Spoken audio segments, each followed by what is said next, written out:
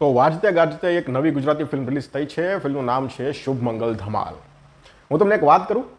આપણે સવારમાં મારે પેલા વિપુલભાઈ છે ને, ગર્વથી ગુજરાતી વિપુલભાઈ, તો એનો ફોન આવ્યો, મૂવી જોવા ગયા છે. મને કે હું તો ઇન્ટરવલમાં ફિલ્મમાંથી બહાર નીકળી ગયો. મેં કીધું કેમ, શું વાંધો આવ્યો? અરે મને કે બહુ વાહિયાત અને બકવાસ મૂવી છે યાર. કે સુનિલભાઈ શું બનાવ્યું છે આ? તો કીધું ઇન્ટરવલમાં થોડું નીકળાય યાર, તમારે જોવે તો ખરી નાખી ખબર પડે કે કયા લેવલનું ખરાબ આ લોકો બનાવી શકે છે. એ કે હવે તો શું કરવાનું, નીકળી જાય. કે મને કે શું કરું, રિવ્યૂ કરાય? મેં કીધું રિવ્યૂ તો કરવાના જ ને. દર્શકો મેં કીધું પૈસા બગાડે, તમે તો બગાડ્યા તો બગાડાય કે ચાલો વાંધો નહીં, પણ દર્શકોનું બગાડે એનું ધ્યાન તો રાખવું પડશે ને. એટલે પછી એણે ઇન્સ્ટાગ્રામમાં રિવ્યૂ કરેલો છે.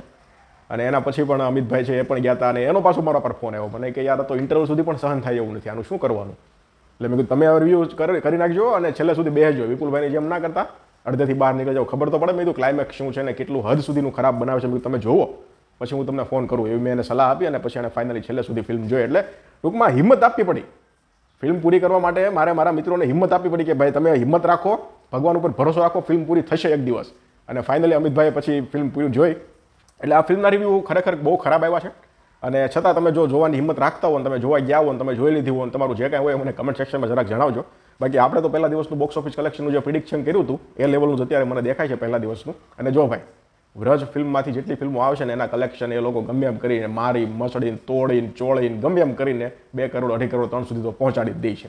એટલે આ ફિલ્મનું પહેલા દિવસનું, બીજા દિવસનું, ત્રીજા દિવસનું નાનું ઓછું જીરી કે એવું હાવ ન આવે, કલેક્શન ન આવે, શો નીકળી જાય, છતાં આ પ્રોડક્શન હાઉસ એવું છે કે 2 થી 3 કરોડ સુધીનું કલેક્શન છતાં આવી જાય. એક શો આખા ગુજરાતમાં શરૂ નથી તોય પણ વહી જાય. તમારે જોવું હોય તો જોઈ લેજો. મહારાષ્ટ્રમાં ટિકિટ 300 વેચાણી છે. મહારાષ્ટ્રમાંથી પહેલા દિવસે 60,000 રૂપિયાનું કલેક્શન આવ્યું છે. જુનાગઢ એક એવી જગ્યા હતી આ ફિલ્મ માટે કે ત્યાંનો આફ્ટરનૂન શો હતો ને, એમાં 100% ઓક્યુપન્સી હતી. ત્યાં 90 ટિકિટ વેચાણી હતી શોની. એના પછી મોર્નિંગ શો નહીં, ઇવનિંગ શો નહીં, નાઇટ શો નહીં, જુનાગઢમાં કાંઈ શરૂ નથી થયું. પીઆઈસીની બહુ ખરાબ હાલત છે. પીઆઈસી એટલે કે પીવીઆર, આઇનોક્સ અને સિનેપોલિસ, જે આ મેઇન ચેઇન છે ને પીઆઈસી, એની હાલત બહુ ખરાબ છે. ત્યાં ફક્ત 29 શો હતા. તમે વિચાર કરો, આખા ગુજરાતમાં પીઆઈસીના ફક્ત 29 શો હતા. સોરી, ગુજરાત અને મહારાષ્ટ્ર બંનેના થઈને. પીવીઆર, આઇનોક્સ અને સિનેપોલિસ આ 3 થિયેટરમાં શુભ મંગલ ધમાલ પહેલા દિવસે ફક્ત 29 શો સાથે ચાલી હતી. 1035 ટિકિટ વેચાણી 3 થિયેટરમાં થઈ અને 1,66,000 રૂપિયાનું કલેક્શન આવ્યું છે. અમુક જગ્યા, અમુક વિસ્તાર એવા હતા કે જ્યાં મોર્નિંગ શો શરૂ જ નથી થયો અથવા તો હતો જ નહીં. કઈ ખબર છે? ગોધરા, વલસાડ, નવસારી, રાજકોટ, ધાંગધ્રા, આ એવી જગ્યા હતી કે જ્યાં મોર્નિંગ શો હતો જ નહીં.